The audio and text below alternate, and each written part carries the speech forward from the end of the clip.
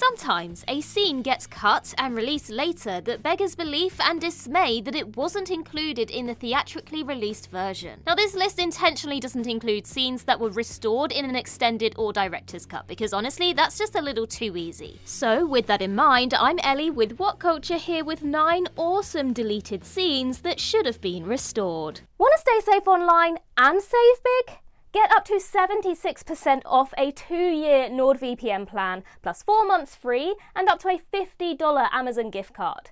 Just scan the QR code or click the link in the description and it's all yours. Number 9. Dudley says goodbye to Harry in Harry Potter and the Deathly Hallows Part 1. In the scene, Harry says his goodbyes to the Dursleys as they go into hiding, resulting in Dudley walking over to Harry, offering a handshake and declaring that, unlike his father, he doesn't consider Harry a waste of space. Again, no official word on why it was deleted, though fans have suggested a number of reasons, namely the length of the scene and how its pace slows the film down, which is already 146 minutes long, by the way, as well as the possibility that director David Yates wasn't satisfied with the fat suit that Harry Melling had to wear as he'd lost a lot of weight before filming began. But it should have stayed in. It's an extremely poignant moment that provides Dudley with a little redemption and brings things full circle ahead of Harry's battle with Voldemort. It's worth those extra 2 minutes. Number 8. Fiffield's alternate mutation in Prometheus. The scene is an alternate version of Fiffield's mutation, where he more closely resembles a xenomorph, what with his elongated head, superhuman speed, and incredible leaping abilities. Now, considering how the final cut of Prometheus distanced itself from Alien compared to the original script, it's safe to say that Ridley Scott probably got cold feet about making such a definitive link between humans and xenomorphs, which is why it was deleted. But it should have stayed, because it's a much cooler scene and a perfect example of how well executed CGI can enhance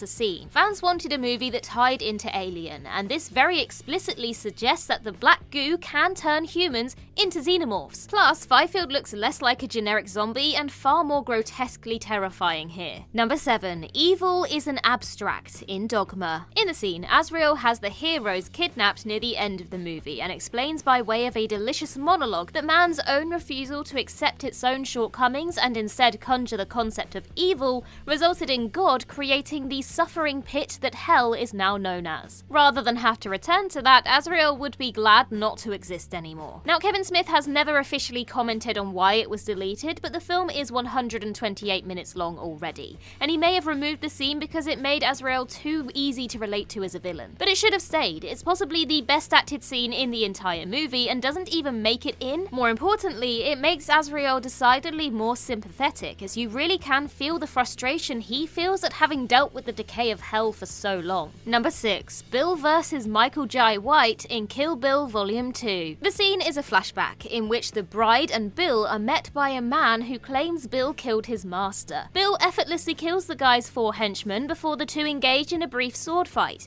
a fist fight, and another sword fight, resulting in the man getting his throat slit and the bride looking on in excitement as blood spurts out. Tarantino reportedly killed the scene for pacing reasons, and many fans defend the decision as the scene, complete with White's laughably fake British accent, is definitely a bit silly. But it was worth keeping, because it provides the most prominent glimpse of Bill in action in either movie, all the more crucial given how anticlimactic his final showdown with the bride is. Perhaps it could be trimmed down a bit, but the martial arts speaks for itself. Number 5. Stairway to Heaven in Almost Famous. In the scene, young William Miller is trying to convince his concerned mother Elaine to allow him to write for Rolling Stone magazine. To argue that rock music is intellectual, he plays her a record of Led Zeppelin's Stairway to Heaven, as writer-director Cameron Crowe cuts to the reactions of William, Elaine, and everyone else in the room for the song's entirety. It just scarcely convinces her to give him permission. Though Led Zeppelin did allow Crowe to use several of their songs, Stairway, unfortunately,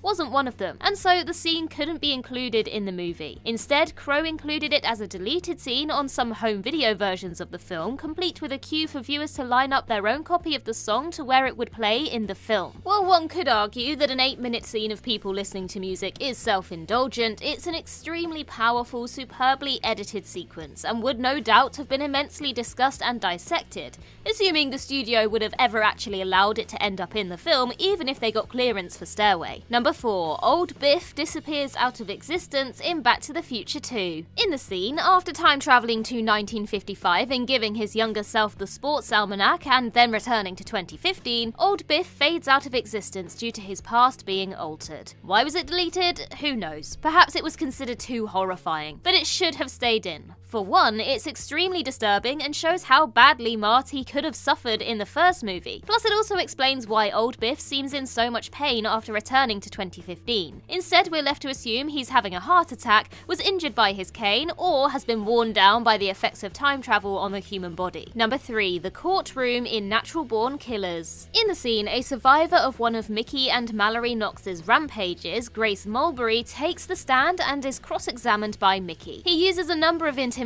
tactics and ultimately ends up murdering her with a pencil, which he repeatedly stabs into her chest. Oliver Stone claims that he cut it because it pulled Mickey and Mallory back in a most violent direction, when their murder of the Indian in the desert is supposed to be a philosophical turning point for them to consider their actions. Tonally, the courtroom scene doesn't quite fit according to Stone, and given that the scene lasts nearly 10 minutes, pacing may have been a problem too. But it should have stayed in. It's an absolute masterpiece of a scene in terms of the social commentary on media violence and courtroom testimony, not to mention Woody Harrelson's charismatic performance. Stone's direction is also terrific, and the editing really makes this one extraordinarily powerful, so it's a shame it didn't even make it into the director's cut. Number 2. Captain America meets the waitress in The Avengers. In the scene, Steve Rogers sits in his apartment reflecting on the changes that have occurred during his time in the Deep Freeze, namely the deaths of most of his comrades, save for Peggy Carter. He considers calling her, but instead wanders around New York, stops off at a cafe, and has a brief chat with a cute waitress, before Stan Lee tells him to ask for her number,